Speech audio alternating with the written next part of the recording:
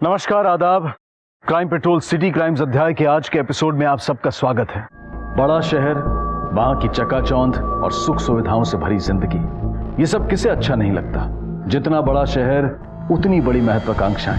तेज रफ्तार जिंदगी से कदम मिलाकर चलने की आदत सी हो जाती है। बड़े शहर की हर रंगीनियां अपनी सी लगने लगती हैं, लेकिन ये बहुत जल्द अमीर बनने, आगे बढ़ने की भूख कई बार कब पॉजिटिव से नेगेटिव हो जाती है ये पता ही नहीं चलता। ये परेशानियां तब और बढ़ जाती हैं जब इंसान बड़े शहर और वहां रहने वाले बड़े लोगों के साथ बराबरी की टक्कर में अपनी हैसियत भूल जाता है। जब इंसान और बड़ा और ज्यादा की चाहत में सही गलत का फर्क भूल जाता है।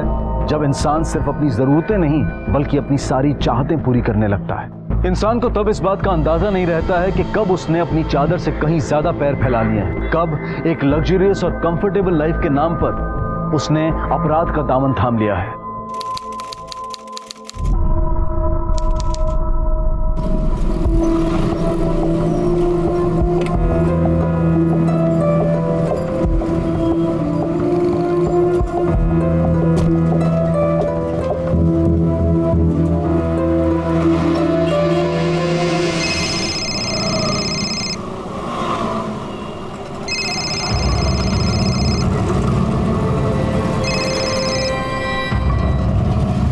अनिकेत मुझे अभी ऑफिस के बाहर छोड़ के गए हैं।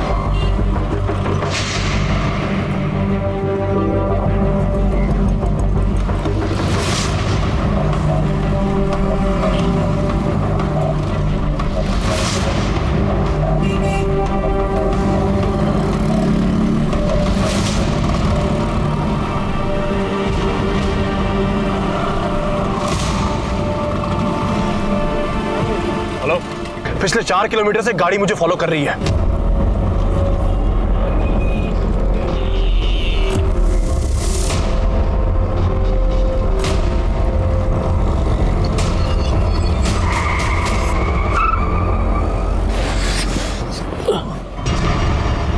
अनिकेत,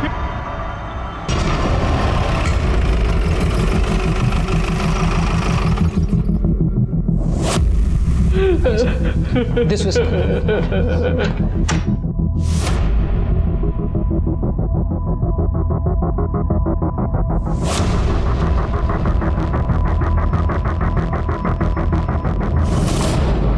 सर, विक्टिम को जब यहाँ लाया गया था वो ऑलरेडी डेड था। मुझे इसकी डिटेल रिपोर्ट चाहिए। Sure sir. इनके साथ कोई और है? हाँ सर, सर वो रही गाड़ी।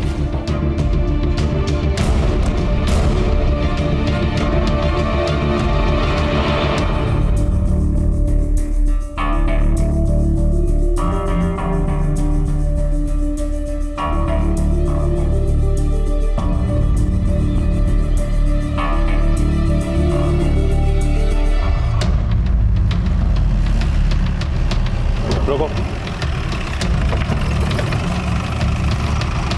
यही जगह बोली थी ना? हाँ देखो चारों तरफ कुछ मिलता है तो।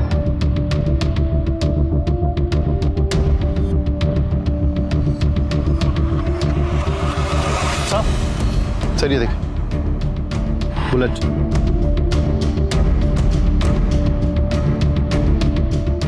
और सर ये देखिए,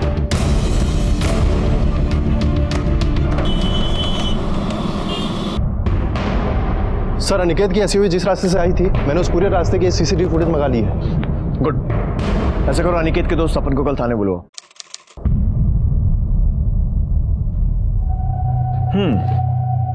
तो मतलब कई किलोमीटर तक एक गाड़ी तुम लोगों का पीछा करती है पर तुम्हें इस बारे में कुछ नहीं पता और साथ में बैठे शख्स को कुछ नहीं करता। सर, जब अनिकेत ने झटके से गाड़ी रोकी तब मुझे पता चला कि एक दूसरी गाड़ी ने फोर्सफुली उसको गाड़ी रोकने पे मजबूर किया। सर उस गनमैन ने अनिकेत पे गन पॉइंट की हुई थी। सर उसे गाड़ी रिवर्स करने की कोशिश की पर तब तक उसने अनिकेत पे गोली चला दी। Sir sir Aniket.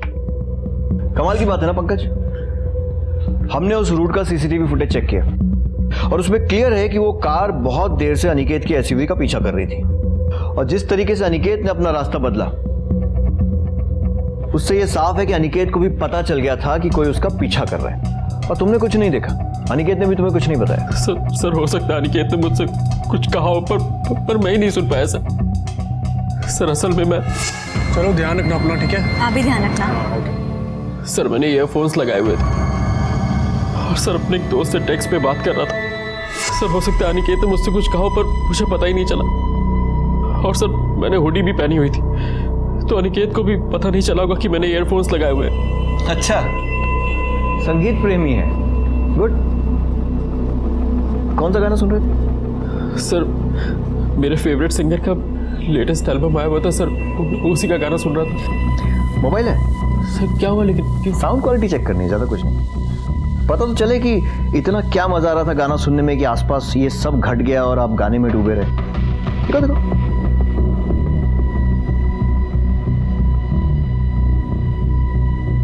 सुना? नहीं सर। पॉज्ड है। सर मैं सिर्फ इतना जानता हूँ कि अगर उस दिन पब्लिक ने शोर नहीं मचाया होता तो उस गनमैन ने सर वापस से फायर कर दिया होता। तो मतलब तुमने उस आदमी का चेहरा नहीं देखा? सर मैं आपको बता तो चुका हूँ कि उसने अपना चेहरा ढका हुआ था और सर उसने हुडी भी पहनी हुई थी जैसे तुमने पहनी थी कल। हाँ सर, पर उसकी हुडी थोड़ी अलग थी। मतलब तुमने ऐसा कुछ भी नोटिस नहीं किया जिससे हमें उस गनमैन को पकड़ने में मदद मिले? सर टैटू, सर उसके राइट हैंड पे एक टैटू बना हुआ था सर। कैसा टैटू? सर एक बड़ा सा टैटू था सर, यहाँ से लेकर यहाँ तक सर ग्रीन रंग का था, डिजाइन बनी हुई थी सर उसमें। हमारे स्केच आर्टिस्ट को बता के बनवा सकते हो? जी सर।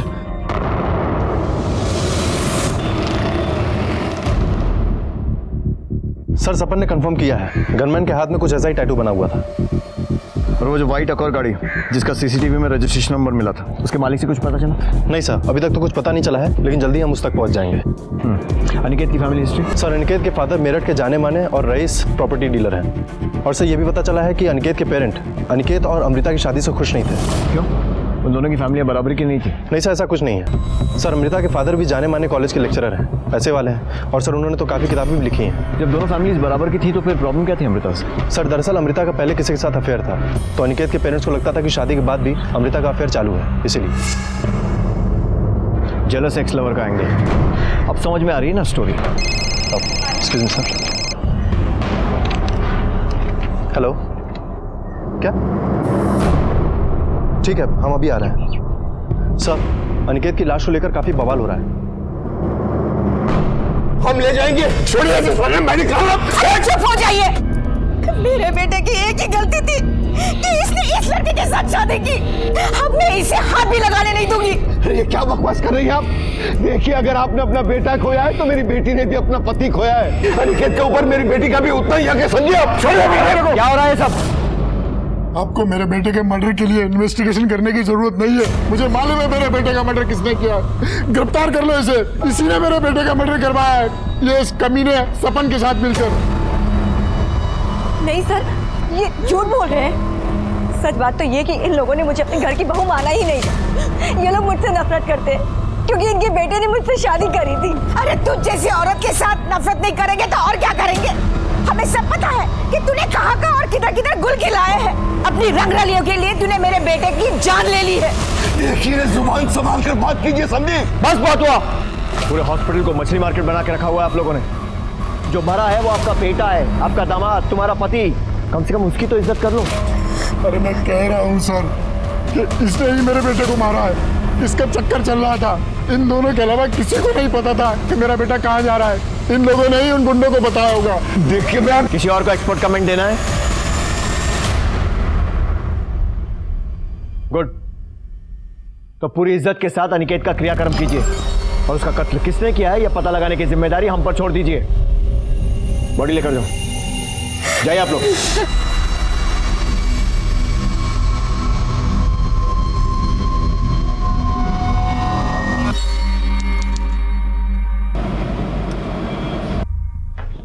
सर। हाँ पंकज। सर एक बुरी खबर है। पंकज मुझे बुरी खबर नहीं, लीड्स चाहिए। हाँ।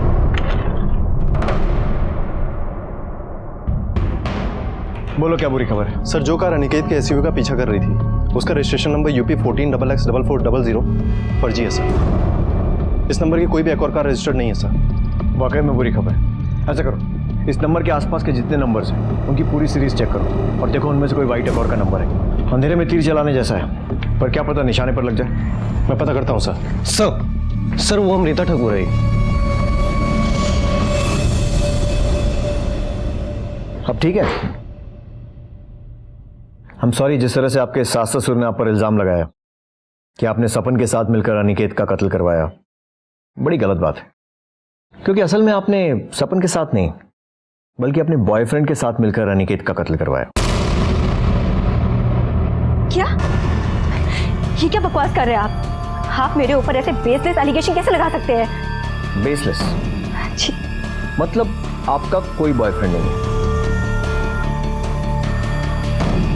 है नहीं सर। था, मेरा बॉयफ्रेंड था। अनिकेत से पहले मेरी लाइफ में कोई और भी था, पर सर शादी से पहले मेरा उसके साथ ब्रेकअप हो चुका था और अनिकेत से शादी करने के बाद मैं बहुत खुश थी। वो मुझसे बहुत प्यार करते थे और मैं भी उनसे बहुत प्यार करती थी। इनफैक्ट मैं अभी भी उनसे प्यार करती हूँ और वो कहीं नहीं गए। वो मेरे लिए जिंदा है, मेरे पास है। ये सब होने के 34 दिन पहले मेरी शादी हुई थी सर। मेरी किस्मत इतनी बुरी कैसे हो सकती है? और सर बॉयफ्रेंड जैसा तो कुछ भी नहीं है सर। सच में? अमृता जी, ये मेरे पास कुछ कागज हैं जिन्हें हम CDR कहते हैं, कॉल डिटेल रिकॉर्ड्स। इनके हिसाब से जब आप अनिकेत और सपन के साथ लंच पर गई थी, उसके जस्ट पहले आपने एक नंबर पर बात की थी और जब उन दोनों ने आपको ऑफिस ड्रॉप किया, उसके बाद फिर से आपने उसी नंबर पर कॉल करके बात की। अब सवाल यह है कि आपने किससे बात की होगी? मुझे लगता है कि आपका बॉयफ्रेंड ही होगा। देखिए, या तो आप बता दीजिए, नहीं तो हम तो पता लगा ही नहीं। हाँ सर, मैंने विक्रम से बात करी थी। विक्रम मेरा एक्स बॉयफ्रेंड। मुंबई में मैं और विक्रम साथ में ही पढ़ते थे और हमारा सीरियस अफेयर भी था। बट सर कुछ रीजंस की वजह से मेरा उसके साथ ब्रेकअप हो गया था और फिर मैं दिल्ली शिफ्ट हो गई थी। सर मैं मूव ऑन कर चुकी थी, पर विक्रम मुझे नहीं भूल पाया था। वो मुझे बार बार फोन करता था, यहाँ तक कि शादी के बाद भी। मैंने उसे बार बार समझाया कि मेरी शादी हो चुकी है, मुझे फोन मत करो, लेकिन उसने कहा कि वो अपनी जान दे देगा। और सर मैं डर गई थी, इसीलिए मैं उससे बात करती थी। मैंने उसे कई बार बोला कि मेरी लाइफ में उसके लिए कोई जगह नहीं है, पर वो सुनने को ही नहीं तैयार था सर। वो मुझे बार बार कॉल करता था। मैं हर तरीके से आपकी हेल्प करने को तैयार हूँ।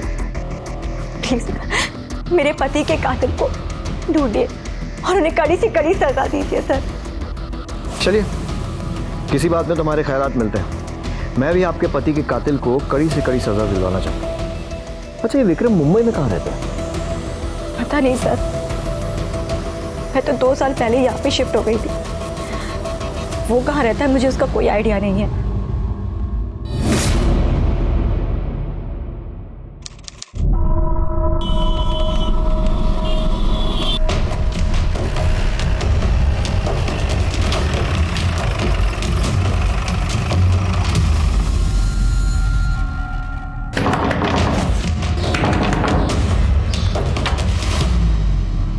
विक्रम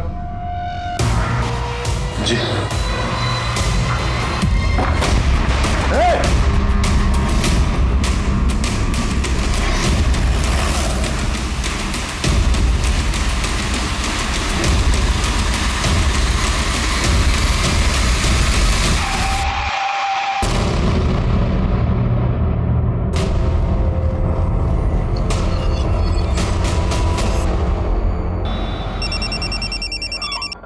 हाँ पंकज, बोलो। क्या? यस सर, विक्रम पिछले 1 हफ्ते से दिल्ली में ही था। मैंने उसे अरेस्ट कर लिया सर। बहुत दौड़ाया साले ने। गुड, लगता है केस जल्दी सॉल्व होने वाला है। लेकर आओ इस विक्रम को। तब तक मैं जरा अमृता मैडम को मीटिंग के लिए बुलाता हूं। ठीक है सर।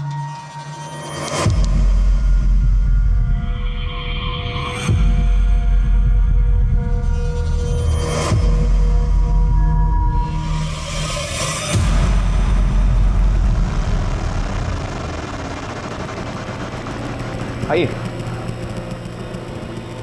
बहुत सारे सवाल पूछने हैं आपसे, और आपको तो पता ही होगा कि मैं आपसे क्या पूछने वाला हूं। अब मैं आपसे सवाल पूछूंगा, फिर आप इनकार करेंगी, फिर मुझे आपसे सख्ती करनी पड़ेगी, फिर आप डर जाएंगे और फिर सब कुछ बताएंगे। इसमें ना बहुत सारा टाइम वेस्ट होगा हम दोनों का। तो बेहतर है कि आप खुद ही मुझे सब कुछ बता दें। क्यों? बैठिए।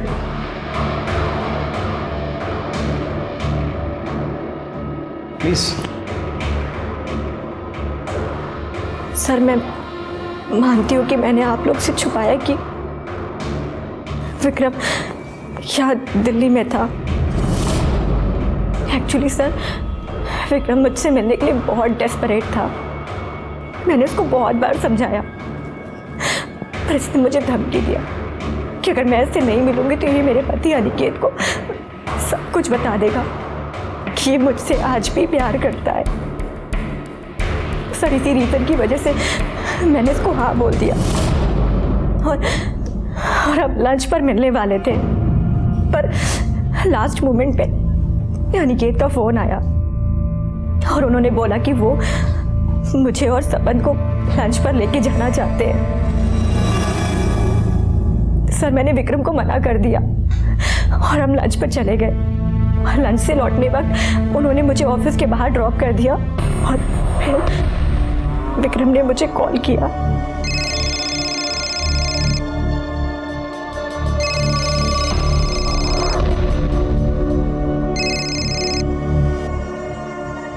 अनिकेत मुझे अभी भी ऑफिस के बाहर छोड़ के गया है। तुम यहाँ क्या कर रहे हो? तुम्हारा इंतजार। बट डोंट वरी, तुम्हारा इंतजार करने की तो मुझे आदत हो चुकी है। एनीवेज, अपना ऑफिस नहीं दिखाओगी? हाय अमृता।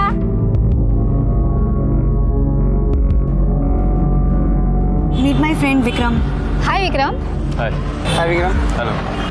मैं तो सोच रहा था कि मुंबई छोड़ के अमृता पता नहीं कहाँ काम कर रही है। कॉफी वॉफी नहीं पिलाओगे? ऑफ कोर्स यार, चलो चलो।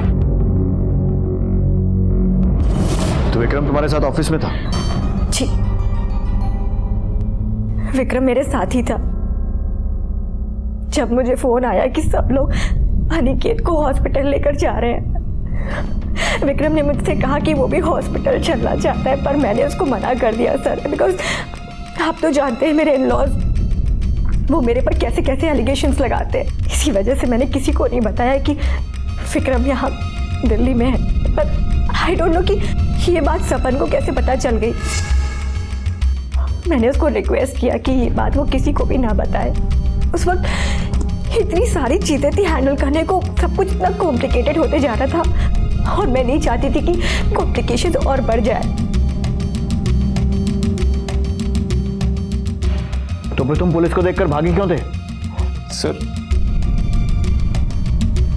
अमृता ने मुझे बताया था कि पुलिस को हमारे ऊपर शक है, तो मैं डर गया था सर। पुलिस को अमृता और विक्रम पर शक था, लेकिन अमृता के ऑफिस में पता करने पर वहां के स्टाफ ने यही बताया कि विक्रम उस दिन उन सब के साथ ऑफिस में ही मौजूद था जब अनिकेत का कत्ल हुआ। पुलिस को लगा था कि वो ये केस जल्दी ही सुलझा लेंगे। पुलिस को एक जरा सी आस नजर आई थी, लेकिन वो भी गलत साबित हुई और फिर उन्हें उस व्हाइट गाड़ी का नंबर मिला था जो कि फर्जी था। यहां तक कि उसके आसपास की सीरीज के सभी नंबर खंगालने के बाद भी उनके हाथ सही नंबर नहीं आ रहा था। इंस्पेक्टर मलिक के कहने पर बाकी की टीम ने एनसीआर रीजन के रिकॉर्ड्स चेक करने शुरू किए और सीसीटीवी फुटेज और सपन के बयान के आधार पर पुलिस ने उस हत्यारे का हुलिया मीडिया में जारी किया, जिसमें खास तौर पर उस हत्यारे के टैटू को दिखाया गया और पुलिस ने हत्यारे की सूचना देने वाले को 5 लाख का इनाम देने का इश्तिहार भी निकलवाया। उन्हें उम्मीद थी कि इस तरह से जल्द ही कोई ना कोई उनके सामने जरूर आएगा, लेकिन जो उनके सामने आया वो एक बड़ी साजिश की तरफ इशारा कर रहा था। सर, एक इंफॉर्मेशन मिली है। कोई 5 लाख का इनाम क्लेम करने आया क्या? नहीं सर, अनिकेत के कॉल रिकॉर्ड से कुछ मिला है। सर ये देखिए, अनिकेत ने आखिरी कॉल अपने फूफा जी ललित चौधरी को किया था और सर ये ललित चौधरी उस दिन मॉर्ग में भी था। हाँ, तो हो सकता है ऐसी कॉल किया हो। इसमें अलग क्या है? अलग है सर ये ललित और अनिकेत के पिता श्याम पहले बिजनेस पार्टनर्स थे। बाद में इन दोनों फैमिली में कट्टर दुश्मनी हो गई पिछले कई सालों से। और सर र्यूमर्स है कि इस ललित के बेटे अखिलेश ने एक धमकी दी थी कि वो पूरी ठाकुर फैमिली को खत्म कर देगा। चलो जरा इन फूफा जी से भी मिलते हैं, इनके कॉल रिकॉर्ड भी निकलवाओ, पता करें इन फूफा जी की नाराजगी का कारण।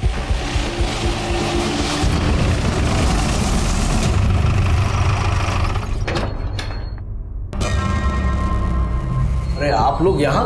बस वैसे ही अनिकेत के केस के सिलसिले में कुछ सवाल पूछने थे, रूटीन सवाल। तो चाय ठंडा लेंगे आप? जी नहीं, जवाब लेंगे सही वाले। तो ये बताइए, जब अनिकेत का मर्डर हुआ उसके जस्ट पहले उसने आपको कॉल किया था, है ना? अब इसमें छुपाने वाली की बात। हाँ भाई, फोन आया था उसका। क्या कहा था उसने? पिछले 4 किलोमीटर से एक गाड़ी मुझे फॉलो कर रही है। और वो खुद भी इस बात के लिए पूरी तरह से श्योर नहीं था। उस तरफ से फोन कट गया। मैंने भी बार बार फोन करने की ट्राई की और फोन नहीं मिला। फिर एक मेरा क्लाइंट आ गया, मेरे भी दिमाग से निकल गया। मेरे को तब याद आया जब मेरे एक रिश्तेदार ने फोन करके बोला भाई अनिकेत को गोली लग गई है। मतलब अनिकेत ने अपने परिवार को छोड़कर, बीवी को छोड़कर, दोस्तों को छोड़कर आपको फोन किया ये बताने के लिए कि कोई उसका पीछा कर रहा है। अब क्यों ना हो भाई, फूफा हूं मैं उसका। हाँ, ऐसा फूफा जो उसके बाप का दुश्मन है, जिसने उसके परिवार को खत्म करने की कसम खा ली है। मतलब तकलीफ के समय अनिकेत ऐसे फूफा को क्यों फोन करेगा? तभी ना जब वो तकलीफ खुद फूफा ने दी हो। हमारी कुछ समझ में नहीं आ रहा, आप क्या कहना चाह रहे हैं? ये कहना चाह रहा हूँ कि तूने ही अनिकेत को मरवाया है ताकि उसके परिवार से बदला ले सके। थारा दिमाग ठिकाने है क्या? दिमाग तो तेरा मैं ठिकाने लगाऊंगा थाने ले जाकर। उठाओ इसे।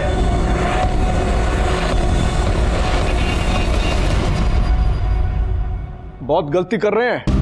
ये देख, ये नंबर जिस पर पिछले महीने तूने 2 बार बात की थी, किसका है? हजारों फोन करता हूं, अब किस किस को याद रखूंगा? मैं याद दिलाता हूं। बिरजू नाम है उसका, सुपारी लेता लोगों को मारने की। याद आया? हाँ, वो बिरजू को फोन किया था अनिकेत की सुपारी देने के लिए। और क्या करता मैं? अनिकेत ने मेरे को धमकी दी थी कि पूरे परिवार को मार डालूंगा। मेरे को तो बड़ा गुस्सा आ रहा था, पागल हो गया था मैं। जैसे ही मारा गुस्सा शांत हुआ, मैंने मन बदल लिया। मन नहीं बदला है तो अपनी बात बदल रहा है। तू नहीं मरवाया ना अनिकेत को? नहीं सर, मैं सच कह रहा हूँ। आप बिरजू को पूछ लो। अनिकेत को भी ऐसा ही गुस्सा आ रहा था, वो भी यही समझ रहा था कि मैंने गुंडे भेजे हैं। तभी तो गुस्से में उसने मेरे को फोन किया था। पिछले 4 किलोमीटर से एक गाड़ी मुझे फॉलो कर रही है। ये बकवास बंद कर अनिकेत। हैं? अरे मैं बोल रहा हूं ना, मैंने कोई आदमी ना भेजे हैं। मेरे पीछे गुंडे सिर्फ तू ही भेज सकता है, लेकिन एक बात याद रख, तुझे मारे बिना मैं मरूंगा नहीं, समझा? तू अपने इन पचड़ों में ना मारे को मत डाल। और वैसे भी तूने और तारे बाप ने जो है बड़े लोगों का उल्लू काटा है, उनमें से ही कोई होगा। तुझे तो मैं बाद में देखता हूं। उसके बाद अनिकेत का कोई फोन नहीं आया। जब तक हमारी इंक्वायरी पूरी नहीं हो जाती ना, शहर छोड़कर मत जाइए। सर हमने काफी नंबर से मैच कराया, लेकिन एक कार का नंबर ऐसा मिला जो उस नंबर से काफी करीब है। और सर इस व्हाइट अकॉर्ड कार का नंबर है UP 14XX 4300, ना कि 4400। हो सकता है उन लोगों ने 300 का 400 कर दिया। Yes sir. और सर ये कार गाजियाबाद के रहने वाले किसी महेश त्रिपाठी के नाम पे रजिस्टर्ड है। महेश त्रिपाठी?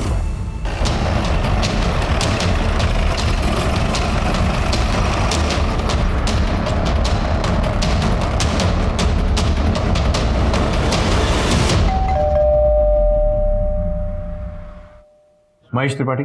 जी हाँ। मैं इंस्पेक्टर मलिक। जी कहिए। व्हाइट अकॉर्ड गाड़ी नंबर UP 14XX 4300 आपकी है? जी मेरी थी, अभी नहीं मेरी। मतलब? सर मैंने 3 महीने पहले किसी को बेच दी। किसे?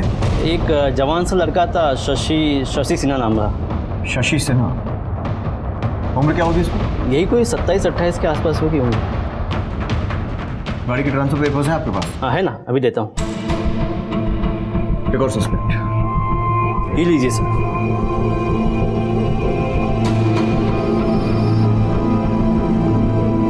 क्या है? इसमें कुछ भी क्लियर नहीं है। ओ सॉरी सर, थोड़ी सी गलती से ग्रेवी गिर गई थी इसके ऊपर। उसके बारे में कुछ और बता पाएंगे? ज़्यादा कुछ नहीं पता उसके बारे में, लेकिन हाँ उसके हाथ में छोटा सा टेटू था। कुछ ऐसा था क्या? हाँ यही था सर।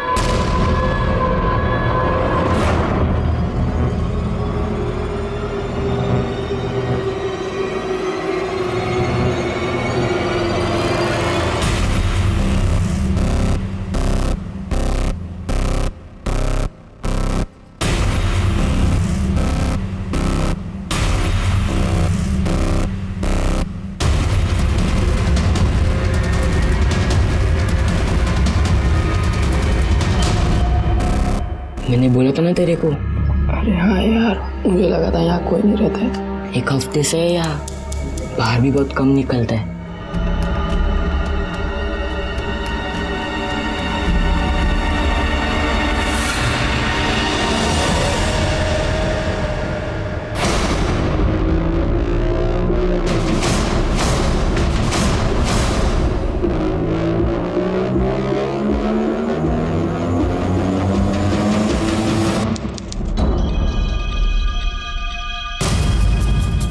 सर मर्डर के एक दिन बाद से ही शशि ने अपना फ़ोन स्विच ऑफ कर दिया है और अभी तक ऑन नहीं किया है सर। इसके घर तो किसी को नहीं भेजा ना अब तक? नहीं सर, अभी तक तो नहीं, लेकिन उसके आस पड़ोस में हमने इसके बारे में पूछताछ की है। सर इसके घर पे सिर्फ इसकी माँ रहती है और उसको खबर नहीं है कि हमारी नज़र उसके ऊपर है। फ़ोन बंद करने से पहले शशि ने आखिरी कॉल किसको किया था? सर किसी पिंटू चड्ढा नाम के आदमी को। पता करो इस पिंटू चड्ढा के बारे में, शायद उसके जरिए हम शशि तक पहुँच सकें। अब पूरी भाजी कितने की थी? पूरी भाजी 40 रुपए की।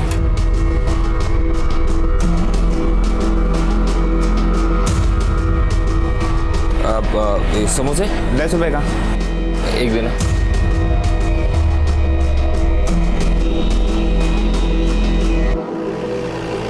अरे सुनो, ये मकान नंबर 248/7 किधर है? इधर चलो।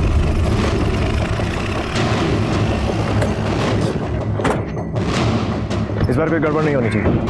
ये पिंटू चड्ढा मुझे हर हालत में चाहिए। हो सकता है यही हमें शशि तक पहुंचाए। घर के पीछे वाले रास्ते पर भी नजर रखो, कहीं भागने की कोशिश न करें। सब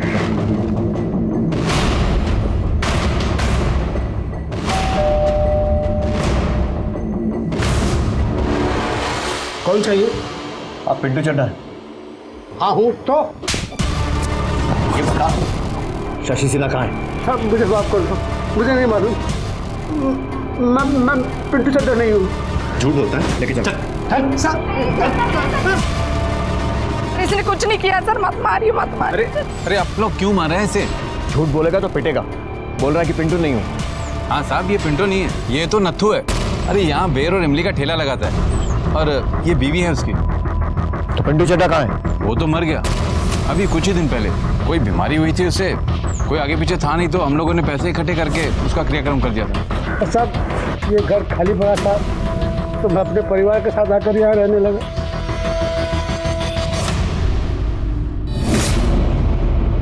पुलिस को लगा था कि वो पिंटू के जरिए शशि सिन्हा तक पहुंच जाएंगे, लेकिन पिंटू की मौत के साथ वो उस आखिरी कड़ी को भी खो चुके थे। इस केस के दौरान पुलिस के सामने पहलू तो कई आए थे, लेकिन सभी गलत साबित हुए। लेकिन पुलिस शशि सिन्हा तक पहुंचने में कोई गलती नहीं करना चाहती थी, इसलिए इंस्पेक्टर मलिक ने मृत पिंटू चड्ढा के बारे में और पता करना शुरू किया। उन्हें पक्का यकीन था कि पिंटू चड्ढा के तार कहीं ना कहीं शशि से जरूर जुड़े थे। और वहीं दूसरी तरफ पुलिस 24 घंटे शशि की मां पर नजर रखे हुए थी।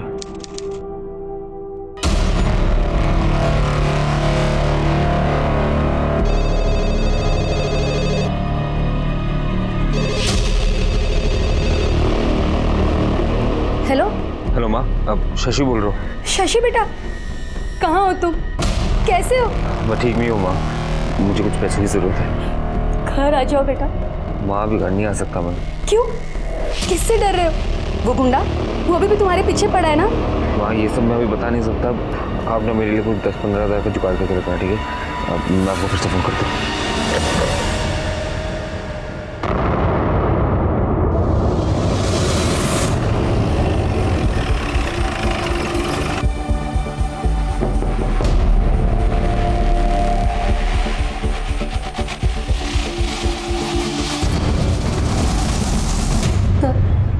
हमारा शशि जब बहुत छोटा था ना, तभी उसके पापा गुजर गए थे। उसके बाद भी वो बहुत मेहनत करता था, पढ़ाई में बहुत होशियार था। 12वीं में तो उसको 95% आए थे और 2014 में उसने BE करके सिविल इंजीनियर बना। पर सर उसे नौकरी नहीं करनी थी, उसे बहुत कम समय में बहुत सारा पैसा कमाना था, इसलिए रियल एस्टेट एजेंट बना वो।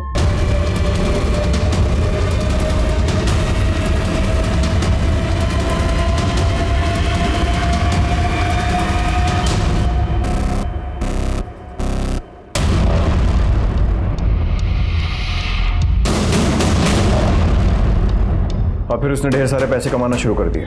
सर शुरू में तो सब कुछ ठीक चल रहा था, फिर उसने एक फ्लैट की डील की जिस पर केस चल रहा था। बेचारा बहुत बुरी तरीके से फंस गया था, उसका बिजनेस डूबने लगा, इसीलिए उसने एक लोन लिया। किससे लोन लिया था उसने? वो पिंटू है, पिंटू चड्डा। मुझे तो एक आंख नहीं भाता है वो। मेरा बेटा जब पैसा नहीं चुका पा रहा था, हर रोज घर पे आता था तकाजे के लिए। और एक दिन तो देख, अब बहुत हो गई तेरी बहानेबाजी। अब मुझे तेरे बहाने नहीं चाहिए, पैसे चाहिए, मेरे पैसे। अरे बोला ना दे दूंगा। तुम्हारे पैसे लेके भागा जा रहा हो क्या मैं? क्या समझ रहा है तू मुझको? है बहुत एकड़ी है तेरी, बहुत एकड़ी है। एक हफ्ते में या तो तू मुझे मेरे पैसे दे दे या फिर मैं तेरी जान ले लूंगा। सर अगले ही दिन शशि घर से चला गया 4 लाख के जुगाड़ के लिए, पर अब तक घर नहीं लौटा। मैंने राजू से भी पूछा, पर उसने कहा कि उसे कुछ नहीं पता। राजू कौन? सर वो मैकेनिक है, मेरे बेटे की गाड़ी देखता है। कौन सी गाड़ी है शशि के पास? सफेद एक और है सर, UP 14XX4400। यही नंबर है ना? तो उस दिन से शशि से ना तो आपकी बात हुई न राजू की। जी नहीं। आप एक माँ हैं, अपने बेटे की खातिर कम से कम आपको झूठ नहीं बोलना चाहिए। सर उसका फोन आया था पैसों के लिए, वही तो वो बोल रहा था। मैंने उससे पूछा भी कि क्या वो गुंडा उसका पीछा कर रहा है, उसे परेशान कर रहा है, लेकिन उसने मुझसे कुछ भी नहीं कहा। सर प्लीज मेरे बेटे को बचा लीजिए। देखिए फिलहाल हम लोग जा रहे हैं, लेकिन हमारा एक आदमी 24 घंटे आपके घर पर नजर रखेगा। आपकी फोन कॉल भी रिकॉर्ड होंगी और मुझे पूरी उम्मीद है कि आप अपने बेटे को ये नहीं बताएंगी कि पुलिस को उसकी तलाश है, क्योंकि अगर आपने ऐसा किया तो आप और आपका बेटा दोनों बहुत बड़ी मुसीबत में पड़ सकते हैं। पिंटू चड्डा के बारे में पता करने पर पुलिस को यह जानकारी मिली कि पिंटू एक हिस्ट्री शीटर था और वो कई बार जेल जा चुका था। और आखिरी बार जब पिंटू जेल गया था तो वहां वो एक दूसरे अपराधी धर्मपाल शर्मा यानी कि धर्म के काफी करीब आ गया था। और जेल से निकलने के बाद भी पिंटू अक्सर फोन पर धर्म से बातें किया करता था। अब पुलिस ये शक कर रही थी कि हो सकता है कि धर्म, पिंटू और शशि मिले हुए हों और ये कोई गैंग है जिन्होंने ये हत्या सुपारी के लिए की हो। इसलिए पुलिस ने धर्म को ढूंढना शुरू किया ताकि वो धर्म के जरिए शशि तक पहुंच सके।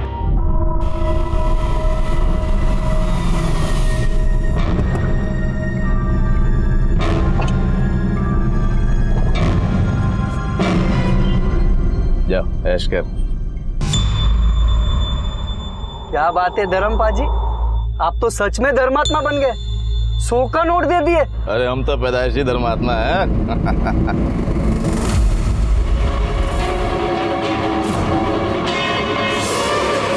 नीचे कर, नीचे कर काट। अब बुद्ध क्यों बनाया जल्दी भगा। पुलिस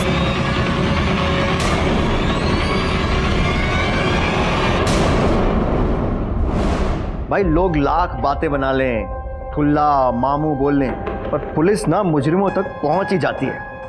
अच्छी बात है ना? पर पता पुलिस की बुरी बात क्या है? मारती बहुत है। और हमारे पंकज को तो खास मजा आता है मुजरिमों को मारने में। तो मार खाने से बच जा और अनिकेत के मर्डर के बारे में सब कुछ सच सच बता दे। माता रानी दी सो साहब, मैंने कुछ नहीं पता। हाँ साहब, है जरूर है कि मैं चोरी की कारों का धंधा करता हूँ और ये चोरी की कारें खरीद के ये शराब माफिया और क्रिमिनल गैंग को बेचता हूँ। और पिंटू, उसका क्या लेना देना है इस सबसे? साहब जी, जब भी कोई क्लाइंट ये गड्डी वड्डी का ऑर्डर करता है तो वही सादा पिंटू यो गड्डी का बिगाड़ करता है। मतलब पिंटू तेरे लिए चोरी की गाड़ियां सप्लाई करता था? हाँ जी। आखिरी कौन सी गाड़ी का ऑर्डर दिया था तूने उसे? फॉर्च्यून गड्डी था साहब। एक ड्रग डीलर ने मैंने ऑर्डर किया सी तो मैं पिंटू ने किया कि वैसे ही फॉर्च्यून गड्डी का जुगाड़ करने वास्ते मैं पैसे भी दिते साहब उन्होंने 6 लाख रुपये। फिर कुछ नहीं साहब, मेरा कोई वापस कॉन्ट्रैक्ट तो होया नहीं। मैं सोचा कि वो गड्डी का जुगाड़ करने वास्ते लगे होया है, फिर मैंने कल ही पता चलिया कि मर गया हो। शशि सिन्हा को जानता है? नहीं जानता है साहब, रब दी सो नहीं जानता।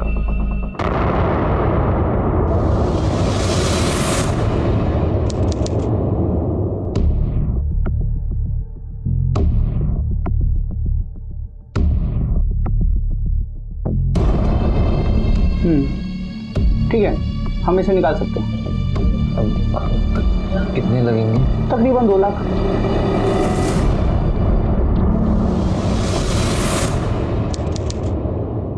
सर हमें शशि कॉल रिकॉर्ड से राजू मैकेनिक का नंबर मिल गया है। हमने शशि की मां से कंफर्म भी करा लिया है सर, और राजू के नंबर को सर्विलांस पे भी डाल दिया है। जैसे ही शशि राजू को फोन करेगा हमें पता चल जाएगा सर। गुड।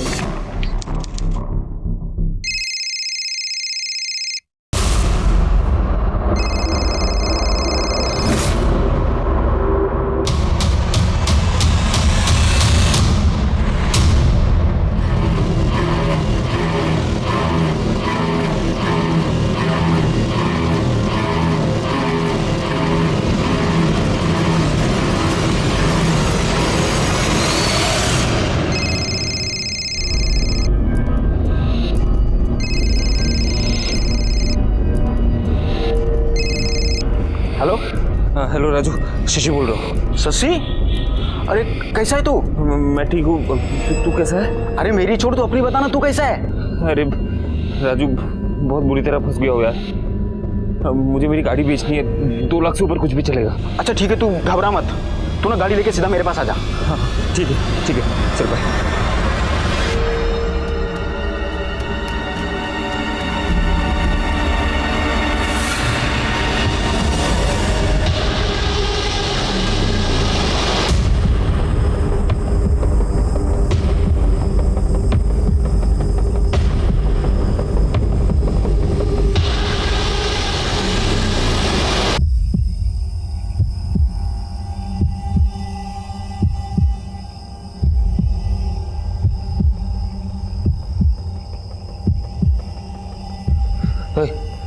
राजू का है? मैं शशि, राजू को बुलाओ यार। क्या काम है? अरे मिलना है उससे। पहले हमसे तो मिल लो।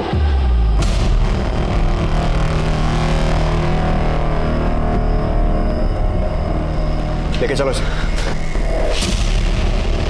पिंटू के डर से हम घर से भागकर छिपते फिर रहे थे, लेकिन पिंटू को हमारे ठिकाने का पता चल गया। एक फॉर्च्यून एसयूवी कार लेकर आ जा, तो मैं ना तेरे 4 लाख रुपए और उसका सूद सब माफ कर दूंगा। फॉर्च्यून एसयूवी कहाँ से लेके आओ पिंटू भाई? कहाँ से लेके आओ? अरे चोरी कर ले। मुझे उसकी उधारी चुकानी थी और मेरे पास कोई चारा नहीं था। और मैं और राजू मैकेनिक उस दिन नोएडा में व्हाइट फॉर्च्यून एसयूवी ढूंढने निकल गए। हमें 1-2 एसयूवी मिली, पर वो व्हाइट नहीं थी। फिर हमें रेस्टोरेंट के बाहर अनिकेत की व्हाइट फॉर्च्यून देखी।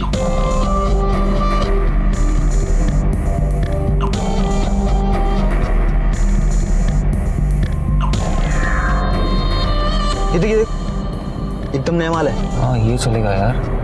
क्या करें? पार्किंग से चुरा ले। पार्किंग चुराने में खतरा है, कैमरे लगे होंगे। मैं तो बोलता हूँ मौका देखकर रास्ते में छीन लेते हैं। मैं गाड़ी पे नजर रखता हूँ, तू जाकर आसपास का जायजा लेके। ठीक है, चल।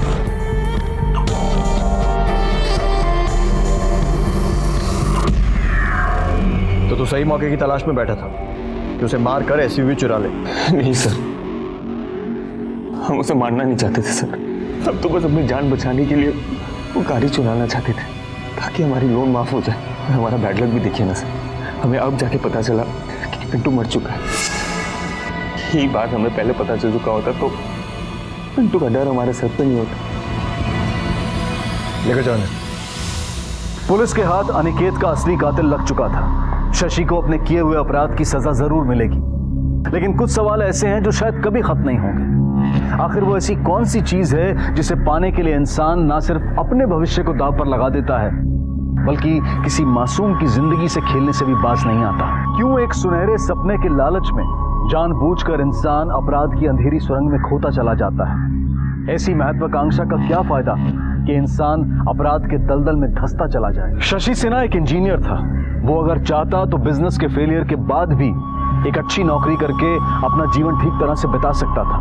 वो पिंटू का कर्जा भी उतार सकता था, लेकिन ये सब छोड़कर उसने एक ऐसा रास्ता अपनाया जो उसे अपराध की दुनिया तक ले गया। परिणाम की चिंता किए बिना शशि ने छलांग लगा दी और फिर मुंह के बल जा गिरा। उसकी एक गलती ने न सिर्फ उसकी जिंदगी बर्बाद कर दी, बल्कि कई और जिंदगियां भी उजड़ गई। अमृता और अनिकेत के सारे सपने टूट गए। उनकी गलती बस इतनी सी थी कि शायद अनिकेत गलत वक्त पर गलत जगह पर था, या फिर गलत वक्त में वो सफेद गाड़ी गलत जगह पर थी। आसमान को छूने के सपने देखने में कोई बुराई नहीं है, लेकिन नींद से जागने के बाद इंसान अपने कदम जमीन पर ही रखता है, और जमीन को मजबूत बनाए बगैर आसमान में उड़ान नहीं भरी जा सकती। देखते हैं हमारे आज के एपिसोड की दूसरी कहानी। बस ये बॉम्बे पहुंच ही रहा हूं मैं। हमारे काम को अप्रिशिएट किया लोगों ने। मैंने तुम्हें मिस किया। तुम्हें होना चाहिए था यहाँ पर तुम तो जानती हो ना, हम दोनोदोनों में से किसी एक का यहाँ होना कितना जरूरी है।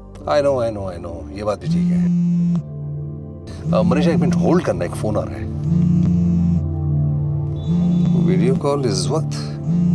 मनीषा एक मिनट होल्ड करो।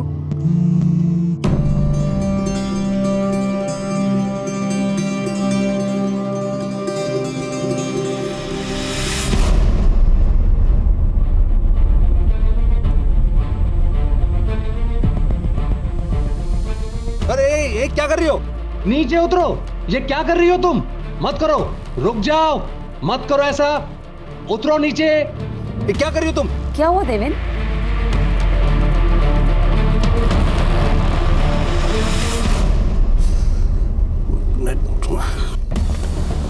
मनीषा एक लड़की सुसाइड करने की कोशिश कर रही है हैंग करके। 3 दिन हमें पहले एक लड़की का फोन आया था ना, जो डिजेक्टेड लग रही थी। मुझे लग रहा है शायद ये वही लड़की है। फोन कट गया, नेटवर्क का इशू है। ओके, तुम उसका नंबर जल्दी से मुझे send.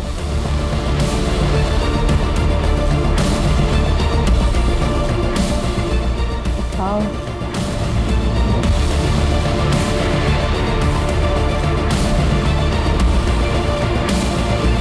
Pick up the phone.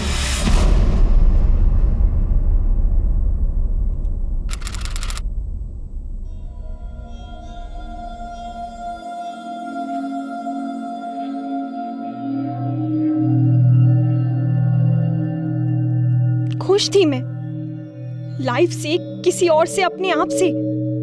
कोई शिकायत नहीं थी मुझे।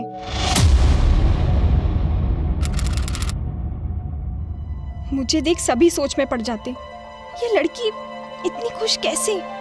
हमेशा हंसती रहती है, खेलती रहती है, कभी हार नहीं मानती। लेकिन मुझे विश्वास था कि मैं लाइफ में कुछ भी कर सकती हूँ, कोई मुझे रोक नहीं सकता। और आज मैं खुद अपने आप को रोक नहीं पा रही हूँ।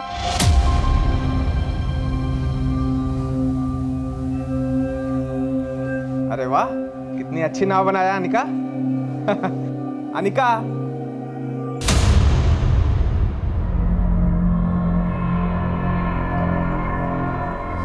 अनिका। मैं पैदा ही ऐसे हुई। मुझे लगता था यही नॉर्मल है। थोड़ा टाइम लगा ये पता चलने में कि मेरे आसपास बाकी सब नॉर्मल हैं, मैं नहीं। मेरे माँ बाप को भी टाइम लगा ये जानने और फिर एक्सेप्ट करने में कि उन्होंने एक बहरी गूंगी बच्ची को जन्म दिया था।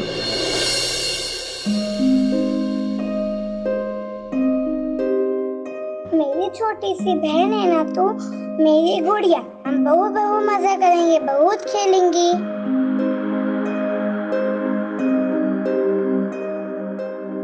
आपने बनाया? बहुत अच्छा है। अनिका जैसी बच्ची के लिए तो स्कूल है स्पेशल टाइप का। आप इसे वहाँ क्यों नहीं भेजते? अब कैसी बात करी मैडम, इतने पैसे कहाँ से आएंगे? मैं तो एक मामूली इलेक्ट्रीशियन हूँ। पैसे ही तो नहीं लगेंगे। अरे सारा खर्च सरकार की तरफ से होगा, और पढ़ाई भी फ्री में, और आगे चल के काम भी दिलवाएंगे।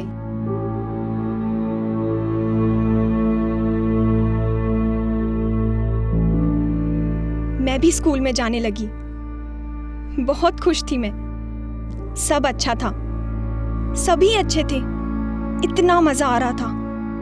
कभी सोचा तक नहीं था कि ये दिन भी आएगा। उठाओ, pick up the phone.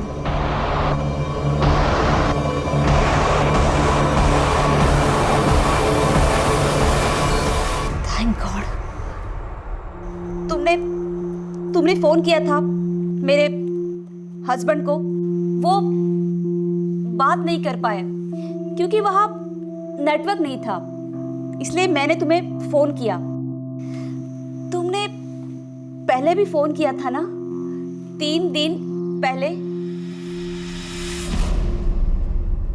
I think ये रत्ती भट्ट भोपाल से है। सर पुराने वीडियो कॉल रिकॉर्ड से पता चला है कि ये रत्ती भट्ट भोपाल से है। भोपाल से? ठीक है, मैं भोपाल पुलिस को कांटेक्ट करता हूँ, तुम उससे एंगेज करके रखो, उससे बात करते रहो। सर मनीषा मैम वही कर रही है। ठीक है, ओके। रुको, देखो मेरी तरफ देखो, मेरी बात सुनो।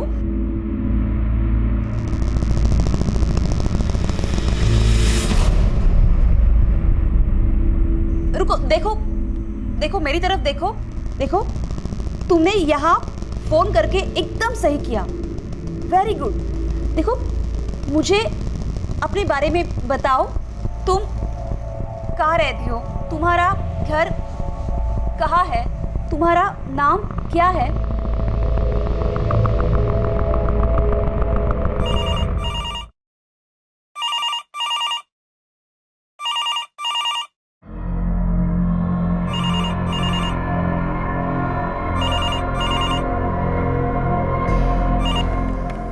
हेलो।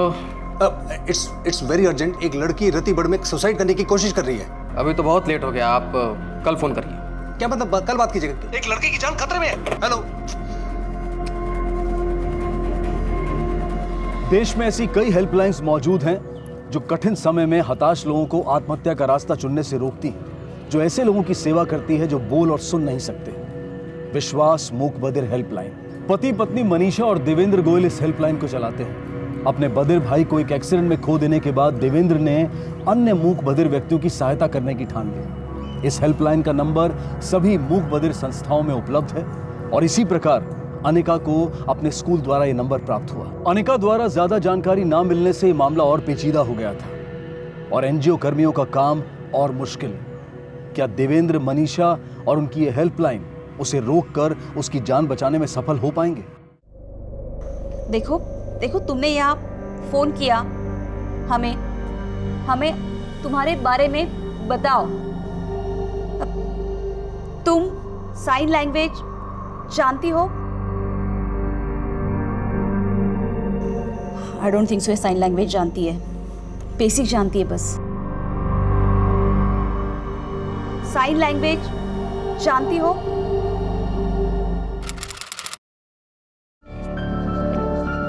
मुझे साइन लैंग्वेज आती है। मुझे स्कूल जाना, सीखना अच्छा लगता था, मज़ा आता था। स्कूल में भी सभी को मैं अच्छी लगती थी। मिस मुस्कान बुलाते थे सभी मुझे। लोग हैरान थे कि मैं हमेशा इतनी खुश कैसे रहती हूँ। लेकिन एक दिन सब बदल गया जब मैं 10 साल की थी।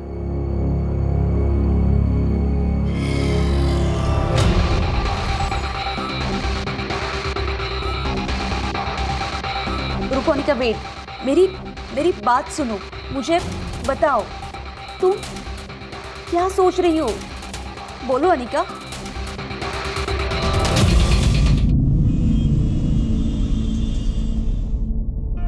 हाँ, ओके, हाँ, okay, thank you very much, मैं भी फोन करता हूँ। हाँ, ओके।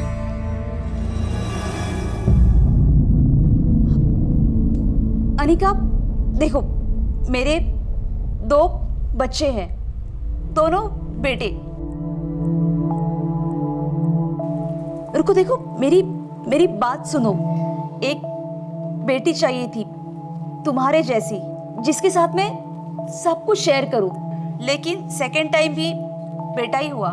देखो अनिका, तुम्हें तो पता ही है लड़की होना कितना मुश्किल होता है, खासकर तब जब अपना कोई ना हो जो ध्यान से हमारी बात सुने, हमें समझे। अनिका, मैं तुम्हें सुनूंगी, बोलो। Hello hello, Tripathi, inspector Tripathi. Sir ji तो अभी नहीं है घर पे, वो लेट नाइट वॉक पे गए हैं। आप कौन हैं? हम उनके घर पे काम करते हैं सर। देखिए, बहुत अर्जेंट बात है, बहुत इमरजेंसी वाली बात है। आप समझ रहे हैं मैं क्या कह रहा हूँ? आप उनको आने के साथ ही बोलिए कि मुझे फोन करें। आप समझ रहे हैं? हाँ हाँ। आप मेरा नंबर नोट करिए अभी, तुरंत। हाँ। अच्छा अनिका, ये बताओ तुम कब तक स्कूल गई थी? तुम 12th स्टैंडर्ड तक पढ़ी हो, क्लास में भी सबसे फर्स्ट। वाह अनिका, अच्छी स्टूडेंट्स थी। 76% मार्क्स मिले और क्लास में भी हाईएस्ट, और तुम्हें सबसे पहले जॉब मिली। 76% तो तुम बहुत इंटेलिजेंट हो। Very good.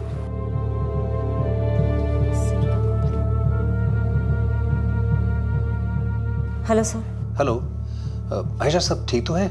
हाँ सर, कॉल ऑन है, बात कर रही हैं। ठीक है, मैं पुलिस से कांटेक्ट करने की कोशिश कर रहा हूँ, और जैसे पुलिस से कांटेक्ट हो जाता है मैं तुमको बताता हूँ। सर 3 घंटे हो चुके हैं, उसे हेल्प की ज़रूरत है। कॉन्फिडेंस पूरी तरह से जा चुका है, गिव अप करने के काफ़ी करीब है। लेकिन क्या? लेकिन लगता है अभी भी कहीं ना कहीं थोड़ी सी उम्मीद बाकी है उसमें। लेकिन वो सुसाइड क्यों करना चाहती है? डफनेस और डमनेस की वजह से? सर सिर्फ वही रीज़न नहीं है, कुछ और भी है जो वो बता नहीं रही। बार बार कह रही है बचपन में सब अच्छा था। सर 12वीं भी पढ़ चुकी है और क्रिएटिव भी है। सर स्कूल के बाद घर के पास किसी वर्कशॉप में वो गिफ्ट बॉक्स बनाने का काम भी करती थी। कोई ना कोई बात है सर जो वो बता नहीं रही। मैं जो थी, जैसी थी, मैंने अपने आप को, अपनी लाइफ को एक्सेप्ट कर लिया था। मैं सिर्फ देखकर कई चीजें सीख सकती थी। मेरे दोस्त और मैं खूब मजे करते, हमेशा हेल्प करते थे मेरी। लेकिन ऐसी भी कुछ बातें होती हैं जो फ्रेंड्स को भी बताई नहीं जा सकती।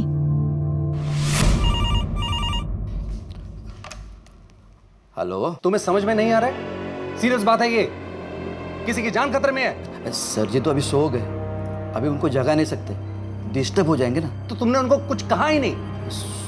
सर मैं भूल गया।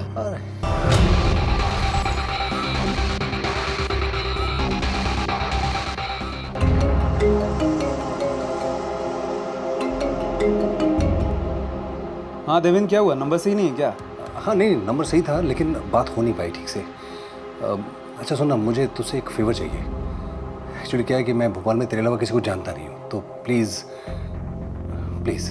हाँ ठीक है, वो सो रहे हैं लेकिन बहुत अर्जेंट काम है, प्लीज़ उनको बोल दीजिए। मैं प्रेस से हुए, देखिए ये कार्ड दिखा दीजिएगा उनको। मैंने एक बार बोल दिया ना, सर जी सो रहे, डिस्टर्ब मत कीजिए। सिक्योरिटी लेके जाओ। एक मिनट, हाथ किसको लगा रहे हैं आप? तमीज से बात करनी नहीं आती क्या आपको? बोल रहा हूँ ना, बहुत अर्जेंट काम है। क्या हो रहा है?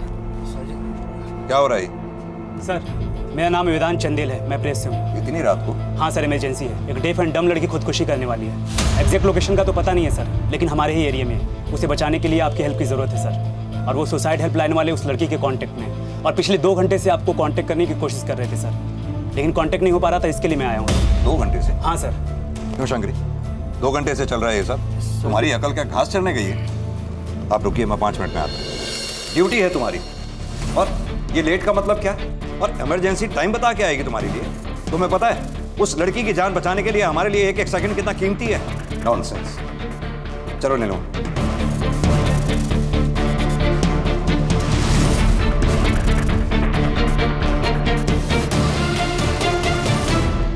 सर कॉल लोकेशन ट्रायंगुलेट करवा रहे हैं, लेकिन उसमें बहुत टाइम लग जाएगा।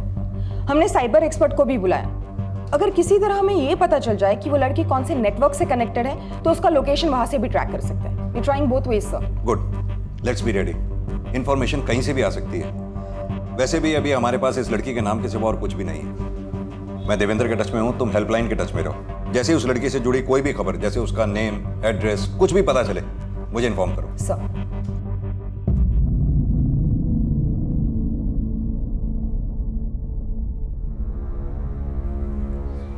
अनिका, अनिका मुझसे बात करो। तुम्हारा बचपन अच्छा था, तुम्हारे इतने सारे दोस्त थे, तुम्हारे पास नौकरी भी है, you are a smart girl. Anika देखो, तुमने कितनी मुश्किलों का सामना करके अपनी लाइफ बनाई। बहुत कम लोगों में ये हिम्मत होती है। अभी ऐसा क्या हुआ कि तुम सुसाइड करना चाहती हो? बोलो अनिका, मुझसे बात करो। हाँ, शांत हो जाओ अनिका, देखो शांत हो जाओ, मेरी बात सुनो, मुझे बताओ, तुम अकेली नहीं हो, हम सब साथ हैं। अनिका देखो, तुम जो बोल रही हो मुझे कुछ समझ में नहीं आ रहा है। धीरे धीरे धीरे बताओ, शांत हो जाओ, बताओ अनिका।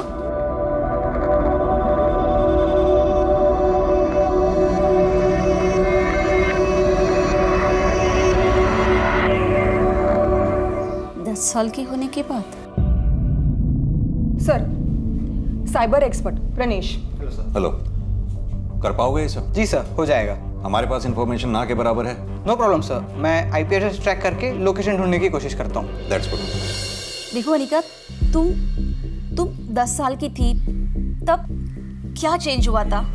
तुम अकेली नहीं हो, हम सब तुम्हारे साथ हैं। बोलो, डरो मत, बताओ मुझे।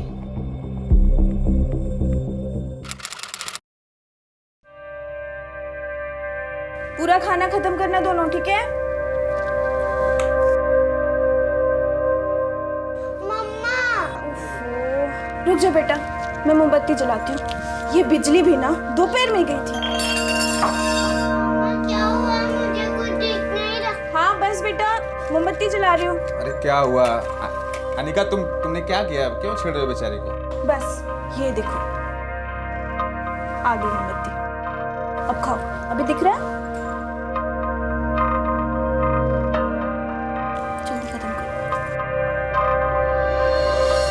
मस्ती चलती रानी है, जीवन उसका पानी है, हाथ लगाएगी तो तर जाएगी, बाहर निकालो तो मर जाएगी।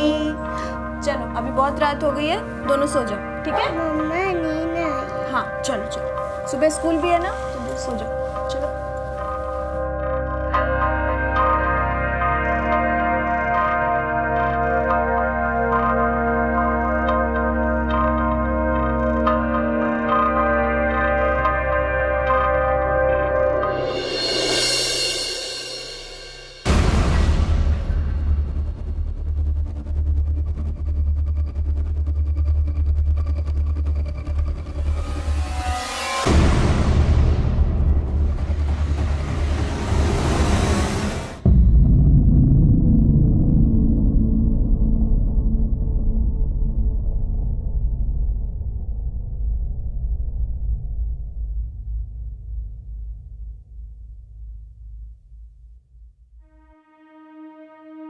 अनिका, किसने किया ये सब? कौन था वो? ऐसा एक बार हुआ, 2 बार हुआ या बार बार?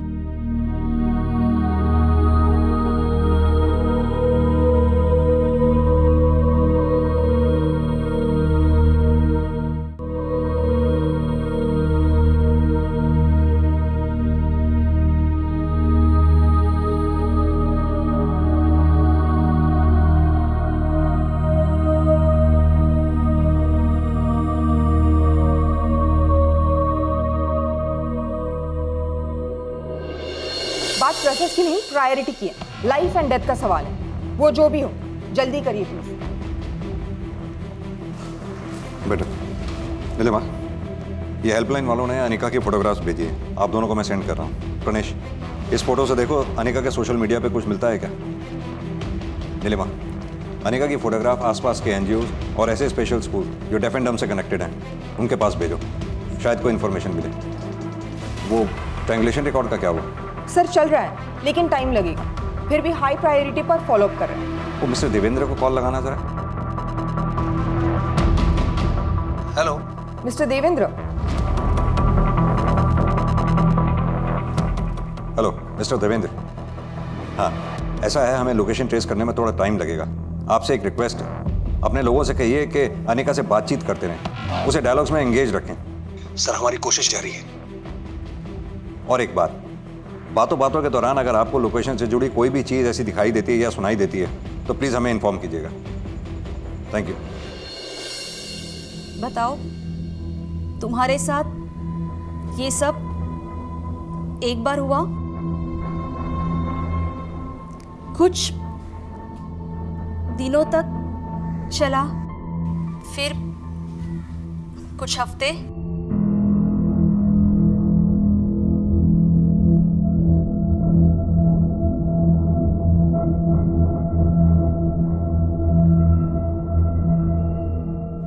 सालों तक? 15 साल 15 साल मुझ पर जबरदस्ती होती रही। 6 महीनों पहले तक चलता रहा। 6 महीने पहले तक? 15 साल तक तुमने ये सब अपने पेरेंट्स को क्यों नहीं बताया? देखो, अगर मेरी बेटी होती और उसके साथ ऐसा कुछ होता तो मैं जरूर चाहती कि वो मुझे सब कुछ बताए। कौन था वो अनिका? तुम जानती थी उसे?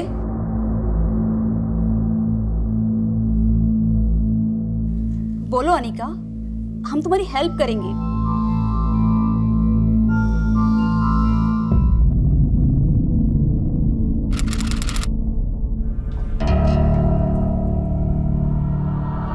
कुछ बोलना है?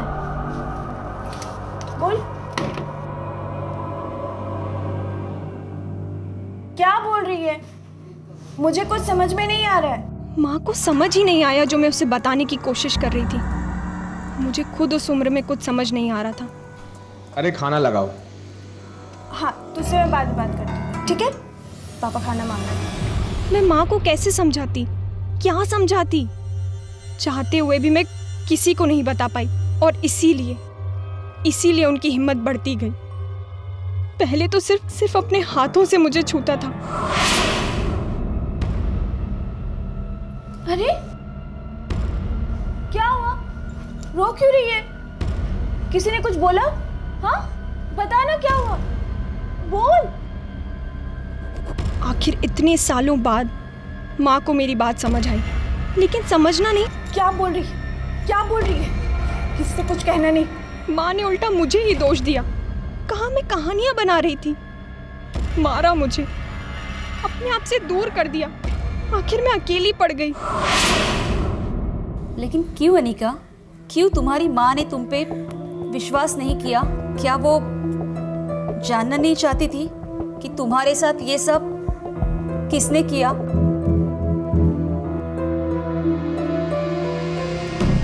क्यों जानना चाहती माँ? क्यों विश्वास करती मेरा? आखिर उसका अपना पति उसी की बेटी का बलात्कार जो कर रहा था।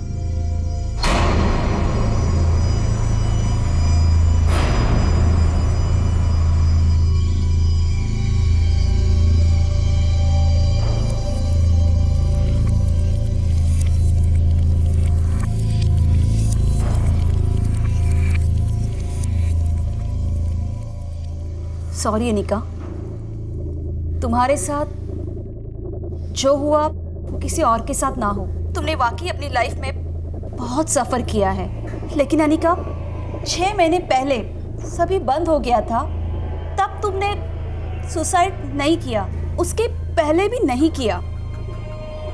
अभी ऐसा क्या हुआ? बोलो अनिका, बताओ।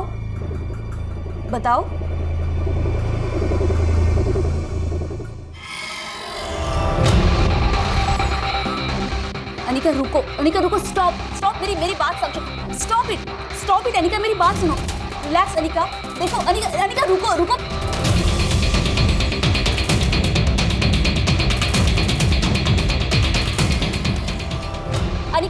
अनिका रुको।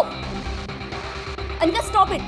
Look at me Anika don't do this. देखो उसमें तुम्हारी कोई गलती नहीं है अनिका, ऐसे मत। अरे नेटवर्क चला गया, मैं अभी चेक। मॉडर्न जल्दी, तुम्हारे इसमें देखो, चेक करो। संतोष ट्राई कर रहा हूँ मैम। ऑफ करके ऑन करके देखो जल्दी। जी हाँ। नहीं। 8 घंटे बीत चुके थे मनीषा और उसके सहयोगियों को अनिका से बात करते हुए। 8 घंटे तक वो अनिका को जीवित रखने में सफल रहे थे, लेकिन संपर्क टूटने पर ऐसा लगा कि मानो वो अनिका को खो चुके थे। एक पिता अपनी ही मूक बधिर बेटी की परिस्थिति का ऐसा फायदा उठाए, ये सोचकर भी घिन आती है, गुस्सा आता है। लेकिन अपने पिता द्वारा इस तरह का अत्याचार सहने के बावजूद अनिका ने उम्मीद नहीं छोड़ी थी, वो डटी रही। तो फिर अचानक ऐसा क्या हुआ कि अनिका का हौसला डगमगाने लगा, उसकी उम्मीद टूटने लगी। वो कौन सी बात थी जो अनिका अब भी छुपा रही थी? वो बात जिसने अनिका जैसी दिलेर लड़की को आत्महत्या करने पर विवश किया। अरे इतना टाइम, हाँ, नाम बता दिया है, शहर बताया, फिर भी अभी तक पुलिस को कोई लीड नहीं मिल पा रही है। कनेक्शन टूट गया है, उससे बात नहीं हो पा रही है। हमें तो पता भी नहीं वो जिंदा है या हुआ गर्ल। वो कुछ बताना चाहती थी। मैं वेदांत से बात करता हूँ। हम लोग देखते हैं कि पुलिस कहाँ तक पहुँची है। हेलो सर, सिग्नल ट्रायंगुलेशन में टाइम लग रहा है। साइबर एक्सपर्ट सर्वर चेक कर रहे हैं। जिस इंटरनेट कनेक्शन से अनिका कनेक्टेड है, उस वाईफाई का आईपी एड्रेस यहाँ कहीं लोकेट हुआ है। नीलिमा, अपनी टीम को पेयर्स में डिवाइड करो, 2-2 करके। पर्सनल्स को इस पूरे एरिया के जगह जगह पे डिप्लॉय करो, ताकि जैसे ही हमें अनिका का सही एड्रेस मिलता है, पर्सनल्स उस जगह पर आसानी से पहुंच सकें। सर एक और बात, वेदांत को मिस्टर देवेंद्र का फोन आया था। शायद आपका फोन नहीं लग रहा था। अनिका से कांटेक्ट टूट गया। कनेक्शन फिर से एस्टैब्लिश होते ही अपडेट करने का है। Anika please please pick up the phone. Phone उठाओ अनिका। Thank God. अनिका, तुम ठीक हो? बोलो।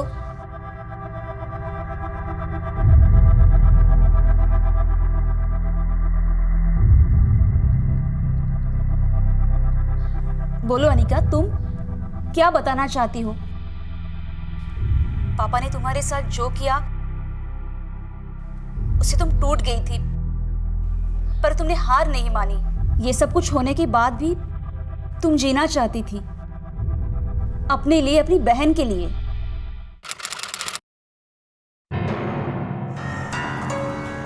वाओ दीदी, ये मेरे लिए। शादी के बाद सारे गहने इसी में रखूंगी। Thank you so much. लीजिए।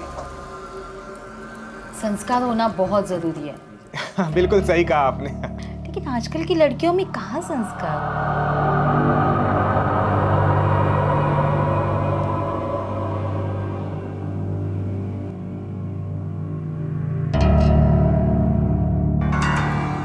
हाय, मैं विकास।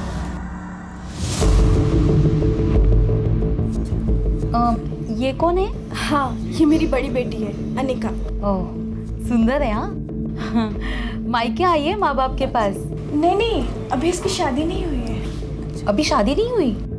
फिर छोटी की शादी?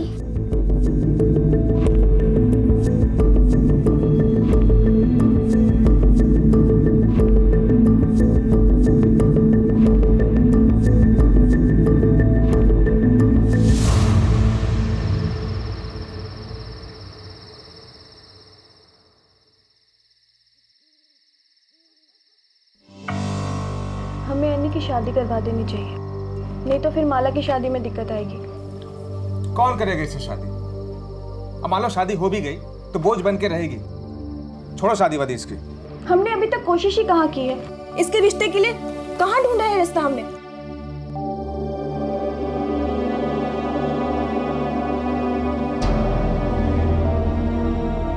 रिश्ते की बात है ना, मिल जाएगी। मैं इसकी शादी करवा के ही रहूंगी। या फिर कोई और बात है जो आप इसकी शादी करवाना नहीं चाहती? अब और कौन सी बात होगी? हैं? अरे मैं तो खुद चाहता हूँ कि इसकी शादी हो जाए। मेरा बोझ ही हल्का होगा। ढूंढो लड़का इसके लिए।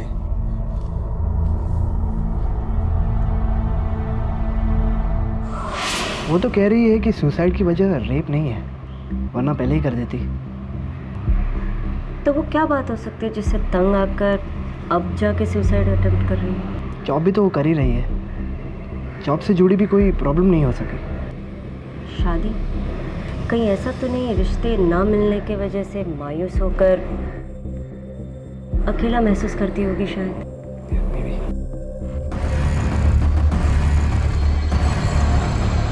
आखिरकार पुलिस को हैकर की मदद से उस वाईफाई मॉडेम के आईपी एड्रेस की लोकेशन मिल गई जिसको अनिका इस्तेमाल कर रही थी।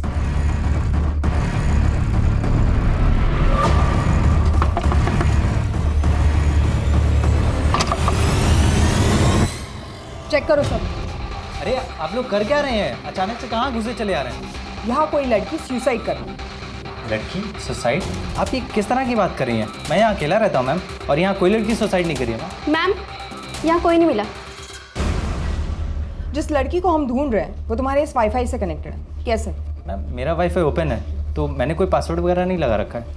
वाईफाई का रेंज होता है 150 मीटर्स। इसका मतलब आने जाने वाला कोई भी या आसपास का रहने वाला कोई भी इसके नेटवर्क से कनेक्टेड हो सकता है। 1 मिनट। इस लड़की को जानते हो? कहीं आसपास रहती है? अनिका नाम है इसका। नहीं मैम, मैंने इसे कभी नहीं देखा। आसपास का एक एक घर चेक करो, कोई घर छूटना नहीं चाहिए। चलो।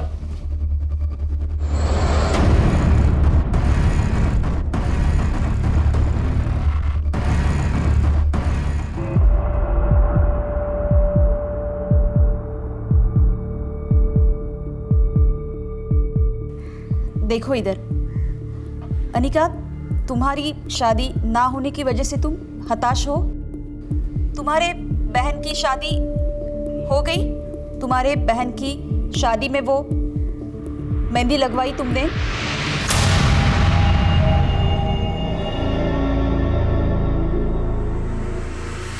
मेहंदी तुम्हारे बहन की नहीं, तुम्हारी शादी में लगवाई। तुम्हारी शादी?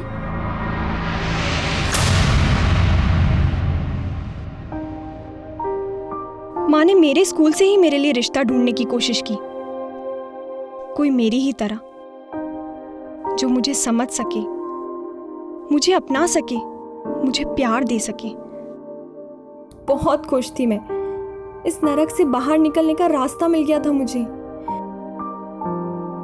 एक नई लाइफ, एक नया हमसफर, सब कुछ ठीक होने जा रहा था।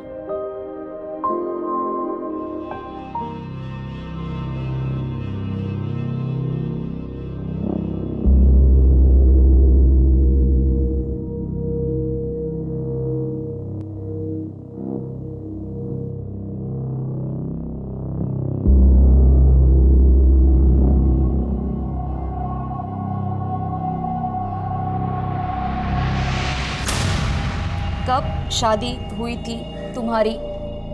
4 दिन पहले? मतलब शादी के अगले दिन ही हमें पहली बार अनिका ने फ़ोन किया था। एक नए लाइफ की शुरुआत की थी तुमने। कितनी खुश थी तुम। तो अभी ऐसे क्या हुआ? क्यों कि तुम सुसाइड करने जा रही हो? थी तुमने 4 दिन पहले ही अनिका की शादी हो गई थी। 4 दिन पहले अनिका की शादी हुई है? इसका मतलब वो मोस्टली ससुराल में होगी। मैं ये इन्फॉर्मेशन पुलिस को दे देता हूँ, पता नहीं कितने काम की होगी ये इन्फॉर्मेशन, लेकिन तुम मुझे अपडेट करते रहो। Okay? Okay sir, sure. Anika ससुराल में है, 4 दिन पहले ही उसकी शादी हुई है। हो ना हो जिस एरिया में हम उसे ढूंढ रहे हैं उसी एरिया में उसकी शादी रजिस्टर्ड हुई होगी। रजिस्ट्रार ऑफिस से कॉन्टैक्ट करो। उस दौरान जितनी भी शादियां रजिस्टर्ड हुई हैं सबके रिकॉर्ड्स मंगवाओ। ओके? क्विक।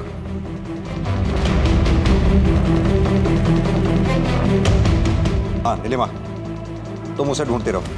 मैंने यहाँ उस दौरान रजिस्टर्ड हुई शादियों के रिकॉर्ड्स मंगवाए हैं। जैसे ही कुछ पता चलता है मैं तुम्हें इन्फॉर्म करता हूँ।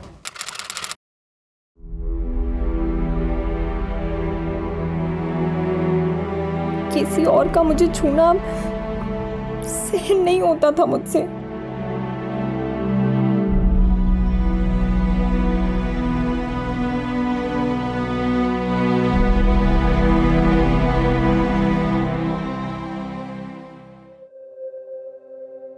सब खत्म हो गया। मैं टूट गई। मेरी हिम्मत, उम्मीद और जीने की चाह सब बिखर गए।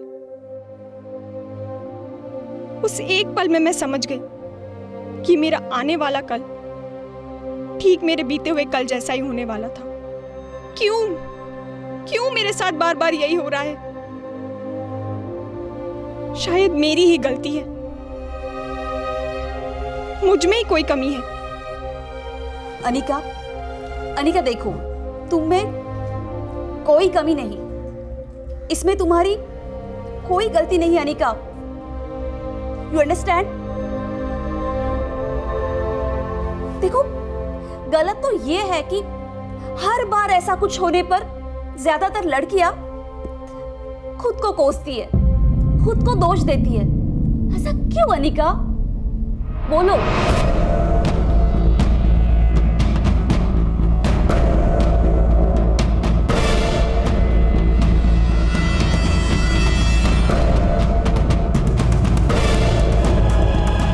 जहां मनीषा और उसके सहयोगी सामने आए इस खौफनाक सच का सामना कर रहे थे, वहीं पुलिस समय रहते अनिका की जान बचाने की जद्दोजहद में लगी हुई थी।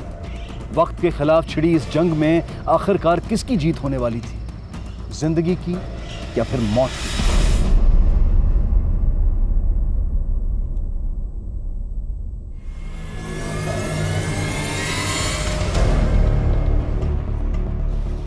स्टॉप अनिका, लिसन अनिका, देखो अनिका, स्टॉप। कुछ पता चला? No ma'am. Hello, yes ma'am, marriage registrar office के रिकॉर्ड से अनिका के ससुराल का एड्रेस मिल गया है। मैं आपको अभी सेंड कर रहा हूँ। ठीक है। उसके बिहाफ में हमको एग्जैक्ट लोकेशन पता चल गई है। मैं आपको एसएमएस करता हूँ। ओके, लोकेशन जल्दी सेंड करो, इमीडिएटली। अनिका देखो, अनिका 10 साल की थी तुम, क्या गलती थी तुम्हारी? अनिका, अनिका ना चाहते हुए भी जबरदस्ती हुई तुम्हारे साथ। उस एज में भी तुमने अपनी माँ को ये सब बताने की हिम्मत रखी, कोशिश की, लेकिन अनिका उसमें तुम्हारा कोई दोष नहीं था। दोष तो उन सब का है जिन्होंने तुम्हारे साथ ज्यादती की। Anika listen to me. Anika देखो इधर। 2 मिनट दिखा रहा है, सीधे जाके फिर राइट, कम ऑन।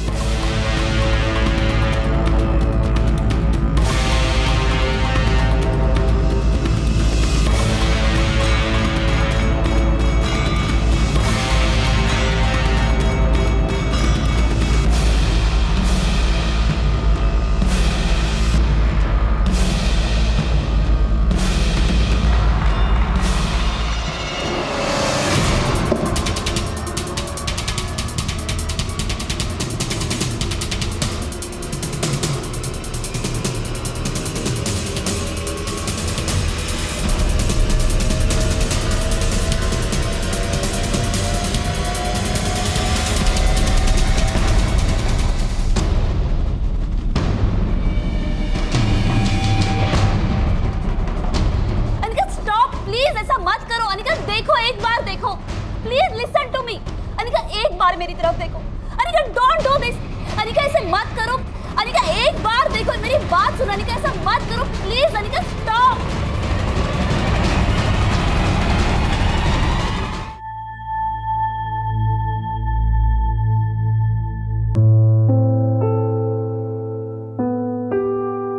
पियो, are you okay?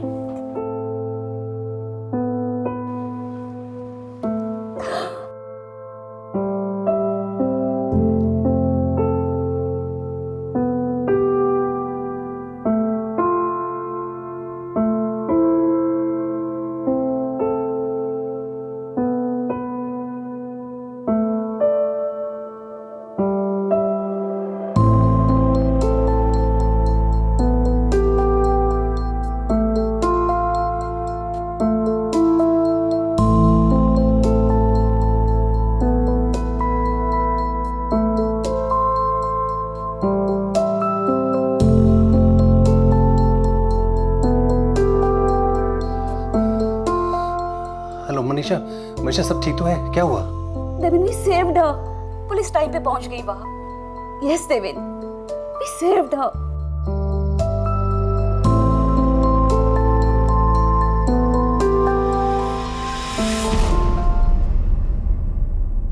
बिल्कुल आखिरी क्षणों में जिंदगी ने हार के मुंह से जीत छीन ली। 15 घंटों तक चले इस कठोर संघर्ष के अंत में आखिरकार अनिका को बचा लिया गया।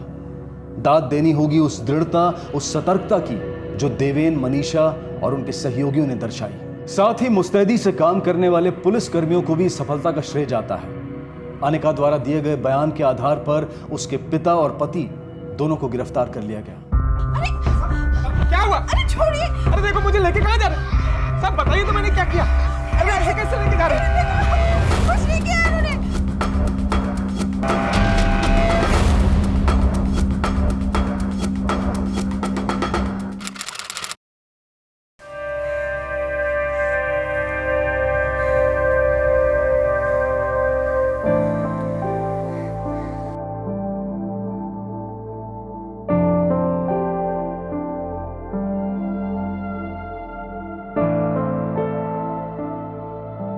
अनिका,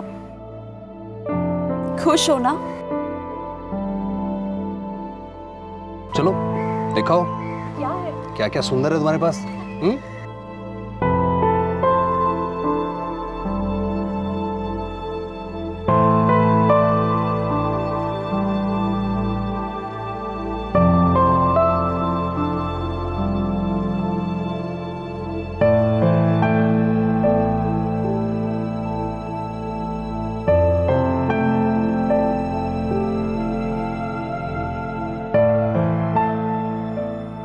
देवेन और मनीषा की मदद से अनिका को एक एनजीओ में आश्रय मिला, जहां वो आत्मनिर्भरता से और गर्व के साथ अपने बिखरे हुए जीवन को एक बार फिर से समेटने की कोशिश कर रही है। अनिका के पिता और पति के खिलाफ अदालती मामले अब भी जारी हैं और अनिका को पूरी उम्मीद है कि उसे इंसाफ जरूर मिलेगा। शारीरिक घाव तो फिर भी भर जाते हैं, लेकिन अपने मन पर लगे घावों के साथ जिंदगी बसर करना आसान नहीं होता। जिस अनिका को सहारे की ज्यादा जरूरत थी, उसका शोषण किया गया, और वो भी उसके अपनों के हाथों। कितनी दुखद और भयंकर परिस्थिति है ये। पिता और पति, जिन दो व्यक्तियों पर दायित्व होता है अपनी बेटी और अपनी पत्नी की रक्षा करने का, वही भक्षक बन बैठे। अनिका की कमजोरियों का फायदा उठाकर इन हैवानों ने उसके विश्वास, उसके हौसले, उसकी हिम्मत को चकनाचूर कर दिया। 15 सालों तक यौन शोषण का शिकार रही अनिका को जरूरत थी संवेदनशीलता की, प्यार की, देखभाल की, लेकिन दुर्भाग्यवश उसके पति में इसे समझने की ना तो क्षमता थी और ना ही इसके लिए जरूरी धैर्य। बदकिस्मती से अनिका जैसे कई और लोग हैं जिन्हें रोजाना इस तरह के अत्याचार का सामना करना पड़ता है। विकलांग और असहाय व्यक्ति अक्सर इस तरह की ज्यादतियों का शिकार बनते हैं। हमें तहे दिल से मनीषा और देवेन का शुक्रिया अदा करना चाहिए, जिन्होंने इतनी जद्दोजहद के बाद इंदौर पुलिस के साथ मिलकर इस हेल्पलाइन की स्थापना की। ऐसी कई हेल्पलाइंस मौजूद हैं जो लोगों की अलग अलग समस्याओं को हल करने में उनकी मदद करती हैं, लेकिन दुर्भाग्यवश लोग इन सुविधाओं से बेखबर हैं और हमारा ये फर्ज बनता है कि हम लोगों को इस बारे में अवगत कराएं, उन्हें जानकारी दें, ताकि अनिका जैसी कई और जानें समय रहते बचाई जा सके। इसी विचार के साथ अब मैं अनूप सोनी आपसे विदा लेता हूं। फिर मुलाकात होगी अगले एपिसोड में एक और चौंका देने वाले केस के साथ। तब तक अपना और अपने परिवार का ख्याल रखें और देखते रहें क्राइम पेट्रोल सिटी क्राइम्स। सबक एक को सीख हम सबको। जय हिंद। क्राइम पेट्रोल के ऐसे ही मजेदार एपिसोड्स देखने के लिए हमारे चैनल को सब्सक्राइब करें